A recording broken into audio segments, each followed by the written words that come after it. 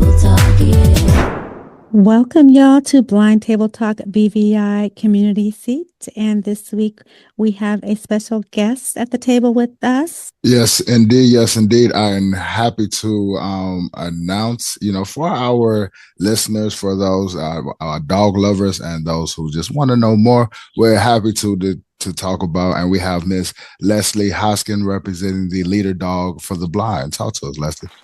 Yes, Hi. welcome, Leslie. Thank you so much for having me. What an honor.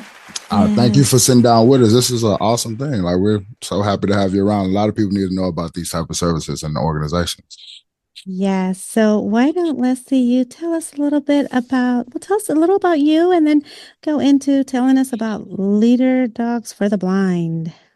Wonderful. Yeah, my name's Leslie Haskins. I'm a certified orientation and mobility specialist, as well as the outreach services and community engagement manager at Leader Dogs for the Blind.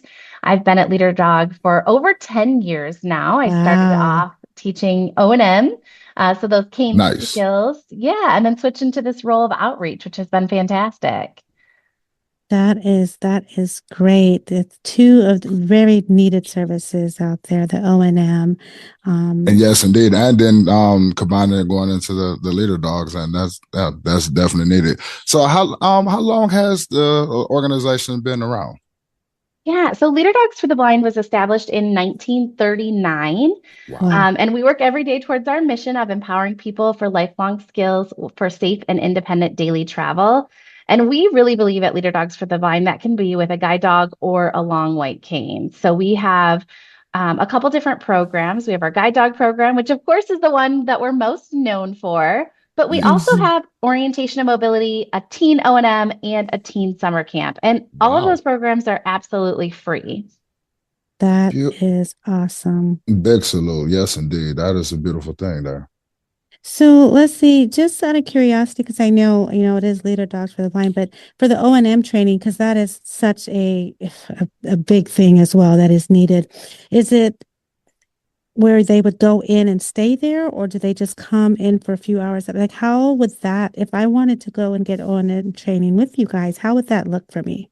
Yeah, the nice thing is we have some flexibility because we're nonprofit, so we don't receive state or federal income or money from insurance companies, which Hmm. means we have a lot of flexibility.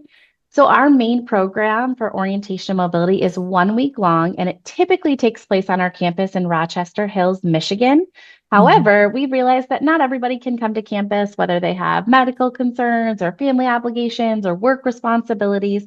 So we also offer in-home orientation and mobility. Again, it's typically that 1 week program. Hmm. So clients usually arrive on a Sunday, and then we work Monday through Friday, one-on-one. And then the clients typically depart on the following Saturday. So during that week of orientation and mobility ends up being anywhere between 25 and 35 hours of direct instruction with a certified O&M specialist. Awesome. That is Awesome. really nice. And would the same thing go for the camp? Because I heard you say offer camp as well. Yeah, the teen summer camp is fantastic. It's for 16 and 17-year-olds. It's 1 week also. Teen summer camp only happens 1 week out of the year, whereas our O&M happens almost every single week out of the year. But Nice. teen O&M happens the last week of June, and it's definitely more of a camp. So while we talk about O&M, we talk about guide dogs, it's definitely a camp. So we do rock wall climbing, zip lining, we play beach Fun. kickball. That is Yeah, so good for the youth. That is beautiful. Really Yes, it, awesome. I'm it's jealous. I fantastic. want to be 16 or Like, 17 right? again. Yes, I am. It's a lot of fun. So, and then along that, so can you tell us a little about what it would look like if for those that want a dog and, that time that would take for that process from beginning to end? Yeah, to get a guide dog is definitely a lot of work. If you've had a guide dog, you've Yeah. got to have the orientation mobility skills. You've got to have the routes at home that you're traveling regularly so the dog, can use all of that training. You got to be able to financially support the dog. So there's a lot that really goes into it. For us Mhm. at Leader Dog, you have to be legally blind and kind of meet all of those application standards. And then you would go to our admissions committee. So they'd really look at the whole file review. We'd check out the video, see what the home environment is like, the client's pace, so how fast they're walking. So we can really think about the best match for that client and find the perfect guide dog for them. Once the admissions committee has said, yep, this person meets all of our requirements, they're good to go, they go on our approved wait list.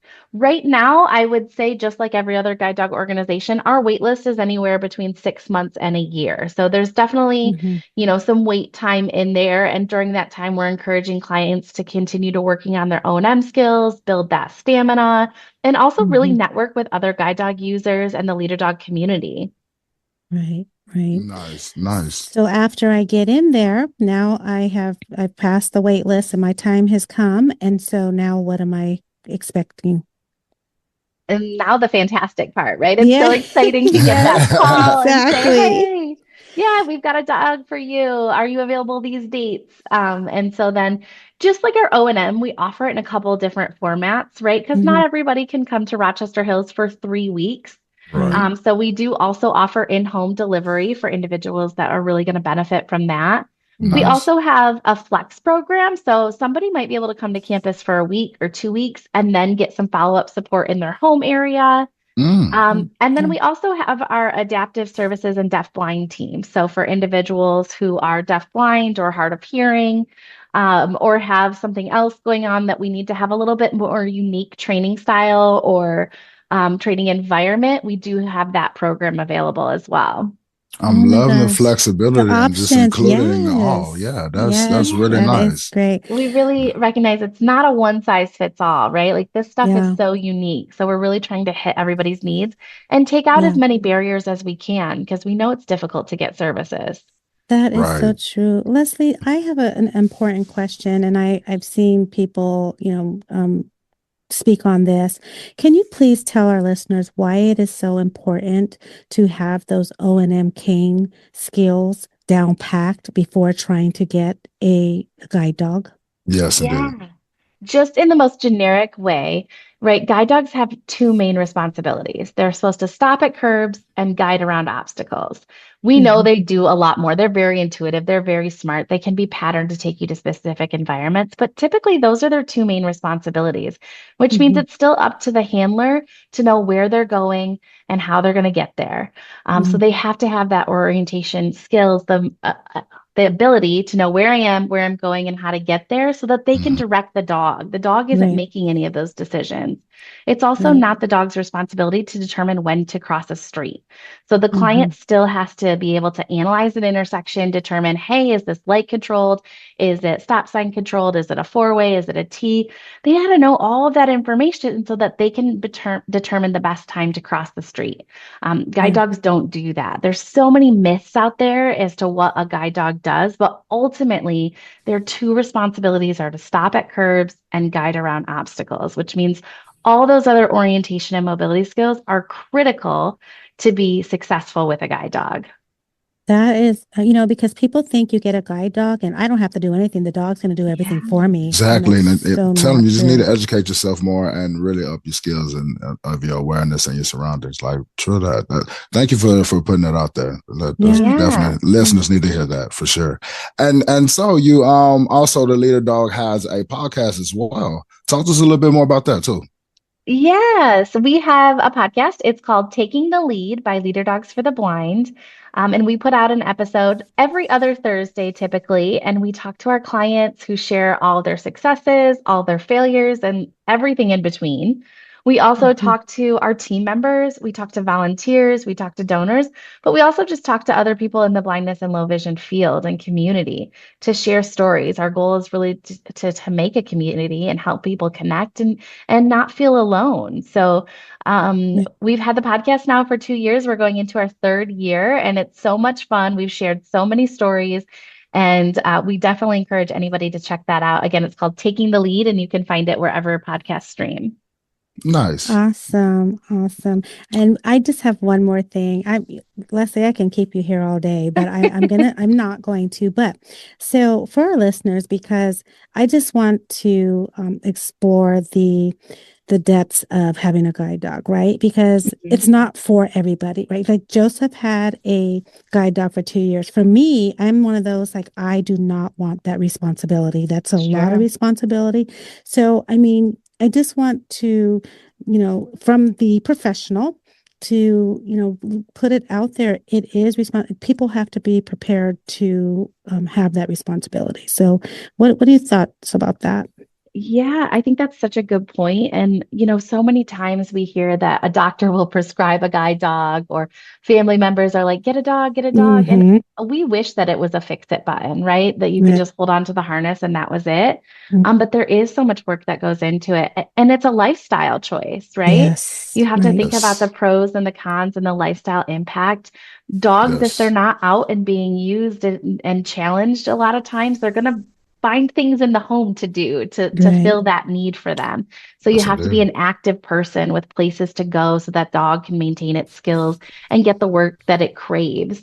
Yeah. You also have to think about the financial responsibility. You have to I'm think glad you about said that. Yes. Yeah. yeah, it's also like having a kid, you got to Yeah, take them outside. You have to have exactly. a schedule and a routine. And so there's a lot that goes into it.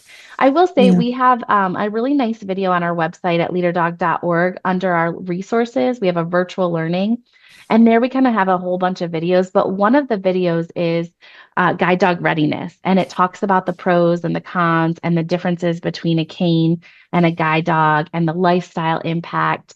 And it really kind of goes through like, hey, these are all the things that you need to consider if you're thinking about getting a guide dog. And I often Perfect. refer people to that video because it does really challenge and ask those difficult questions that everybody Yes. really needs to consider before making this 10-year plus commitment. Right. And I'm glad. So that is exactly what I was looking for. That resource right there can help a lot of people and answer a lot of those questions that they have. So thank you so much for sharing that. I always say, I'm in dog friendly. I had Joseph had his dog, and I always say, when a guide dog can feed itself and pick up its own poop, that's when I will get one. Okay. That's So, fair. That's good to know about yourself, right? It's right, not for you. exactly. Yes, exactly. So, Leslie, thank you so much. This has been very, very Yes, indeed. educational for us. So, is there anything else you Absolutely. want our listeners to know, or would you would like to share with us? I would just encourage anybody, if they want to learn a little bit more about our organization, to go to our website, leaderdog.org, or give us a call at 888-777-5332. But all of our services are available to anybody in the United States and Canada, and they're completely free. So that means room, board, and airfare. We fly people out Yay. from all over the country, pick them up at the airport, stay on our campus in Rochester Hills, and everything is free. So I Awesome. Awesome. encourage people to check it out. Yes, Yeah. indeed. Yes. So thank you again so much, Thank you again, Leslie. Leslie. Thank you so much. I appreciate the time. Round table talk, yeah.